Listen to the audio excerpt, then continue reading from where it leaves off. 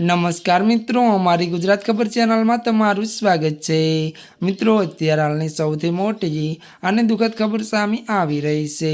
પાવાગઢમાં કાળો કહેર। જી હા મિત્રો, પાવાગઢથી એક મોટા દુઃખદ સમાચાર મળી રહ્યા છે। આપને જણાવી દઈએ કે પાવાગઢના જૈન મંદિરમાં પરિષદમાંથી ખેડૂતનો મૃતદેહ મળ્યો। જી હા મિત્રો, વિગતવાર વાત કરીએ તો પાવાગઢ ખાતે આવેલા દિગંબર ત્યારે જૈન સિદ્ધ ક્ષેત્ર કોટી મંદિરના ત્યારે પરિષદમાંથી વડોદરા જિલ્લાના ત્યારે વાઘોડિયા તાલુકાના કુમેટા ગામમાં ખેડૂત સંજયભાઈ રામાભાઈ ત્યારે મિત્રો મળતી વિગતો અનુસાર આપણે વધુ જણાવી દઈએ કે ત્યારે મિત્રો ચૌહાણનો મૃતદેહ મળી આવ્યો છે।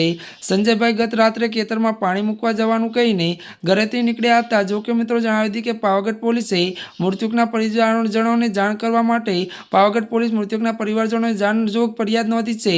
મળતી વિગતો અનુસાર મિત્રો વધુ આપણે એ પણ જણાવી દઈએ કે ત્યારે મિત્રો મૃતદેહને પોસ્ટમોર્ટમ માટે હાલોલની સરકારી હોસ્પિટલમાં મોકલવામાં આવ્યો છે। જી આ મિત્રો, અત્યારની આ દુઃખદ ખબર સામે આવી રહી છે।